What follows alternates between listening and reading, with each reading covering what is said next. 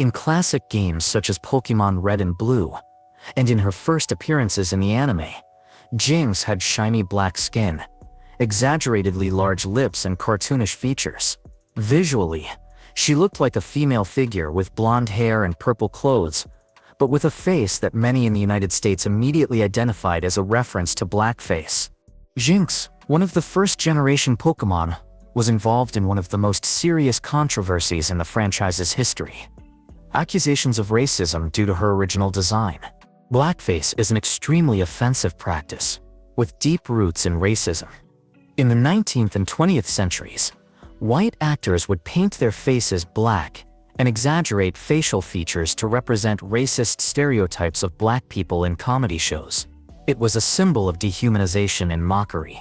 For example, an episode of the anime called Holiday Hijinks, which heavily featured the character, was banned in the United States and never aired again. Later games such as Pokémon Stadium 2 and Fire Red Leaf Green now feature the purple skin version, eliminating any resemblance to the stereotype. The controversy really erupted in 2000, when professor and writer Carol Boston Weatherford, in the USA, published an article harshly criticizing Jinx's design. She claimed that the character perpetuated racist stereotypes and was a clear example of cultural insensitivity. This gained traction in the media and among African American communities, especially in the United States, where the topic is highly sensitive. The backlash was swift. Nintendo, the Pokémon company, and the producers of the anime changed Jinx's skin color from black to purple. This was done in future games, episodes of the anime, promotional art, and even on TCG cards. They not only corrected this in new material, but also went back and edited the old content. Old episodes featuring Jinx were removed or censored. In the end, Jinx became a classic example of how a design mistake can have serious consequences, and how public pressure can force even a giant company like Nintendo to make changes. Since then, the purple skin Jinx has been the only official version, and the original is treated as a dark chapter in Pokémon history. This change shows the impact that a character's design can have culturally. Even if, according to the creators, there was no racist intent. Japanese culture, where Pokémon originated, has a different visual and social context. But once the franchise went global, the consequences and interpretations outside of Japan became very important. This story is real, bizarre, and lasted more than 20 years. Kadabra was practically erased from the Pokémon trading card game, TCG, because of a lawsuit filed by none other than illusionist Uri Geller. Uri Geller became world famous in the 1970s for claiming to have paranormal powers, such as bending spoons with just his mind. He was constantly invited to TV shows and always performed this type of performance. Over time, he became synonymous with telekinesis. To understand the case, it is good to remember who Kadabra is. He is a psychic-type Pokémon from the first generation, who appears holding a bent spoon, a classic symbol of mental powers. His original name in Japanese is Youngerer, which sounds very similar to Uri Geller. When he discovered the existence of Kadabra, he saw the similarity in the name, the spoon, the psychic theme, and he didn't like it at all. In 2000, Uri Geller sued Nintendo, claiming that the character used his image inappropriately and associated his name with something he considered offensive. At the time, Geller said publicly, "They turned me into a demonic villain." The result? Nintendo stopped using Kadabra in TCG cards. Since the 2000s, no new Kadabra cards have been released, only Abra and Alakazam, as if Kadabra had been skipped in evolution. This even became a joke among fans, who noticed this mysterious hole in the Pokémon's evolutionary cycle. This case became a landmark in the Pokémon universe. It's rare to see a character practically banned because of an image rights lawsuit, especially one involving a real person. But Kadabra was grounded for decades, all because of a spoon, and a man who truly believed it was his alone. The situation remained frozen for almost 2 decades, until in 2020, Uri Geller published a public apology. He said he regretted it, that he had been impulsive, and that he gave Nintendo permission to use Kadabra again. It wasn't until 2023 more than 20 years later, that Kadabra finally returned to the TCG, with the official card being re-released as part of the Pokémon Card 50. This is one of the most shocking and tragic stories in the history of the Pokémon anime, and it involves Porygon, a Pokémon that ironically was banned for something it didn't even do. On December 16, 1997, episode 38 of the anime, called Denno Senshi Porygon, in English, something like Cybernetic Soldier Porygon, aired in Japan. The plot showed Ash and his friends entering a digital world, with the help of a Porygon, to solve a problem in the Pokéball transmission systems. So far, so good. But the problem occurred in a scene with a missile attack, where Pikachu explodes them with an electric attack. This causes a visual sequence with rapid flashes of red and blue, blinking at high frequency for several seconds. The result? A tragedy. More than 600 children in Japan were taken to hospitals with symptoms such as seizures, nausea, vomiting, blurred vision, and fainting. Some actually had photosensitive epileptic seizures, a rare type of epilepsy caused by visual stimuli. The case was so serious that it became known as the Pokémon shock, was featured in newspapers around the world, and caused Nintendo, the studios and Japanese television to suspend the anime immediately. And here comes the bizarre detail. The attack was caused by Pikachu, not Porygon, but Porygon, because he was the focus of the episode and because he was not a regular character, ended up being the scapegoat.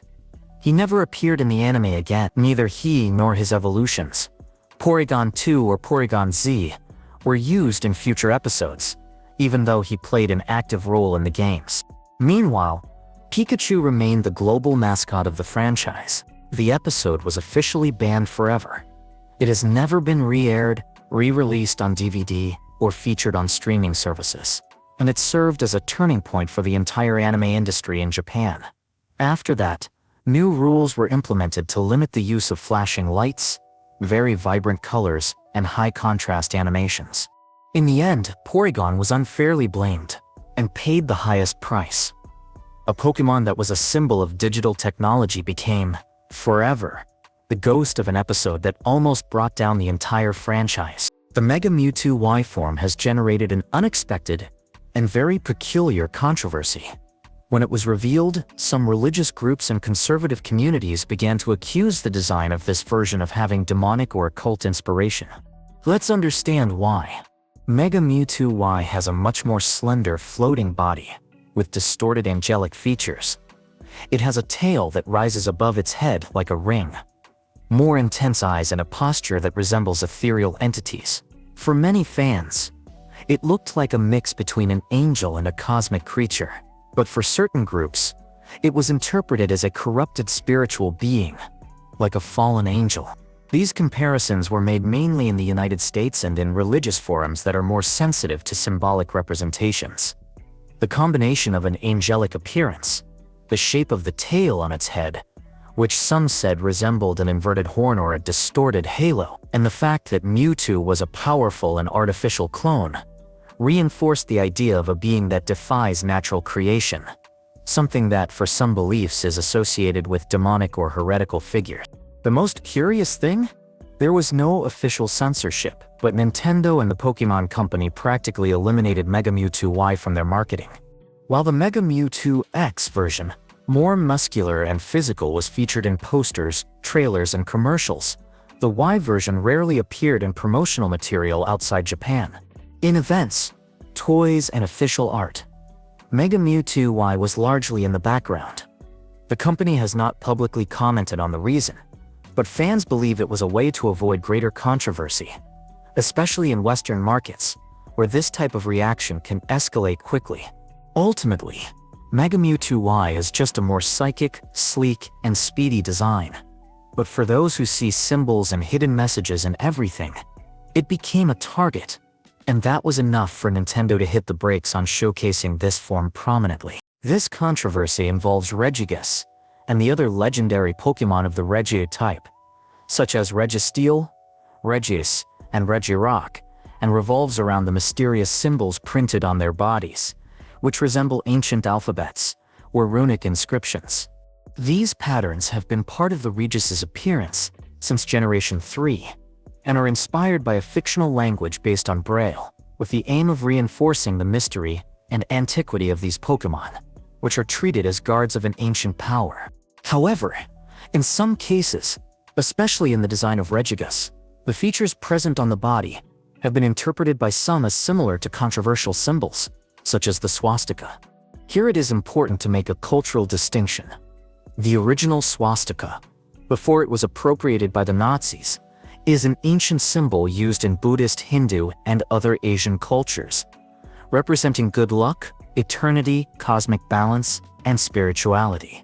This symbol is still widely used in temples and Eastern art, including in Japan, where Pokémon was created.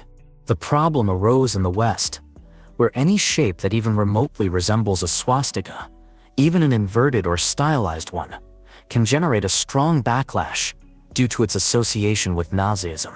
For this reason, in Western localizations of the games and promotional materials, Nintendo was extremely cautious. While it never made drastic changes to the Regis's design, the symbolism was disguised or softened in camera angles and illustrations, less prominent in marketing materials outside Japan, and, in some localized versions, some patterns were slightly altered or restyled to avoid mistaken associations. This was all done very discreetly. No official announcement, no public confirmation. But it is possible to notice small, subtle variations in sprites, art, and animations between the Japanese and Western versions. In the end, Regigas was not censored or banned, but Nintendo clearly avoided overexposing certain visual elements, especially in countries where the subject is extremely sensitive. A classic example of how a symbol can be interpreted in very different ways depending on the culture, and how this even affects the design of a legendary Pokémon. This controversy involves Mismagius, the ghost-type Pokémon that evolves from Misdreavus, and has all the aesthetics inspired by classic witches. Pointy hat, sinister laugh, spells, and an air of supernatural mystery. Visually, Mismagius seems harmless within the Pokémon universe, but in countries with conservative Christian traditions, especially in the United States and Latin America, it and other similar Pokémon have been the target of religious criticism and attempts at censorship. The argument? Mismagius would represent witchcraft, sorcery, and the occult, elements that certain religious groups believe to be dangerous or satanic, especially when presented to children. The Pokédex only reinforced this, with descriptions such as, its magical cry can cause headaches, nightmares, and even hallucinations. Some say its spells can change a person's luck. For fans, this is just part of the charm of a ghost-type Pokémon. For these groups, it is disguised indoctrination, because the character not only looks like a witch, but also uses enchantments with psychic and supernatural effects. The result, in some religious schools, Mismagius cards were banned, especially during the TCG's peak in the 2000s. Churches even campaigned for parents to stop their children from playing Pokémon, claiming that the franchise promoted black magic, demons, and anti-Christian symbols. But Mismagius was one of the favorite targets of these movements, along with Gengar, Duskull, Darkrai, and other dark-looking characters. Although there was never any official censorship from Nintendo or the Pokémon Company, these cases of social censorship within schools and churches happened regionally and silently. In the end, Mismagius is just another example of how the Pokémon world, as playful as it may be, can clash with cultural and religious interpretations that see too much symbolism in its characters. And it shows how the image of a simple witch can be a source of controversy, even within a children's cartoon. Lucario is one of the most popular Pokémon in the franchise, an elegant warrior with wolf-like features, a focus on martial arts, and mastery over the aura, an invisible energy that he can sense and manipulate. But precisely because of this, he has become the target of conspiracy theories, especially on religious forums and conservative groups. The theory says that Lucario has links to Illuminati or occult symbolism, due to some elements of his appearance and abilities. The aura he controls is interpreted by certain groups as a form of spiritual energy or life force, a concept common in esoteric and occult traditions. He is often portrayed in a meditative posture, with his eyes closed and his aura glowing, which has been associated by some with the third eye, a mystical symbol linked to spiritual enlightenment, and in conspiracy theories, the Illuminati. In Pokémon Lucario and the Mystery of Mew, he is described as someone who sees and feels the invisible truth of the world, almost like a prophet or shaman, which has raised alarms among religious people who see this as disguised spiritual teaching. These interpretations have never been officially acknowledged by the Pokémon Company. In fact, the concept of aura in the Pokémon universe is something more linked to emotional energy, inspired by Japanese ideas such as ki, vital energy, common in anime and manga. Even so, in regions of the US and Latin America, especially in school communities with strong religious influences, there have been local attempts to ban the use of Lucario cards or block episodes featuring him. This was not official censorship. It was social parents, teachers, and religious leaders reacting on their own, seeing the Pokémon as a symbolic threat to faith. Conspiracy videos and posts have also appeared on forums, with titles such as Lucario and the New World Order, or The Truth Behind the Eye of the Aura. In these twisted versions, he's part of a plan to normalize mystical philosophies among children. In the end, all of this shows how a character built on martial arts and emotional energy can be misinterpreted by those who seek hidden symbolism in everything. Lucario remains a fan favorite, but for some conspiracists, he's more than just a Pokémon. He's a secret key to spiritual awakening or mind manipulation, depending on who you ask. This is one of the most low-key but extremely real stories in the Pokémon franchise. The case of the banned episode involving Whiscash, the water-ground-type Pokémon known for causing earthquakes. The episode in question was called Yuroru Shima no Tatakai, Dojochi vs Namazune. Loosely translated, the battle on the Shivering Island, Barboach vs Whiscash, and was scheduled to air on November 4, 2004. The plot revolved around Whiscash, a Pokémon inspired by Namazu, the mythological catfish from Japanese folklore that lives deep underground and causes earthquakes by moving. In the episode, Whiscash would use its earthquake attack as a central part of the story. However, just a few days before the show, a real earthquake struck Niigata Prefecture, Japan, on October 23, 2004. It was a serious disaster. The earthquake had a magnitude of 6.6, causing deaths, destroying homes, and leaving hundreds injured and homeless. Out of respect for the victims and the national outcry, TV Tokyo and the Pokémon Company decided to cancel the episode permanently. It never aired, was never released on DVD, was never made available for streaming, and was never officially mentioned by the company again. The content was simply archived, erased from the anime's history. Interestingly, this also marked the end of the explicit use of the earthquake attack in the anime for many years. The production team became much more cautious with moves that resembled natural disasters, especially earthquakes, which are a constant threat in Japan. As a result, Whiscash ended up being somewhat erased from the animated series, despite being a relatively strong Pokémon with an interesting cultural concept. He never again featured prominently in major episodes, films, or major moments in the franchise. This case is a clear example of how Pokémon, despite being a fantasy franchise, is deeply sensitive to real-world events. And it shows how, sometimes, a simple episode can become a symbol of silent respect in the face of a national tragedy.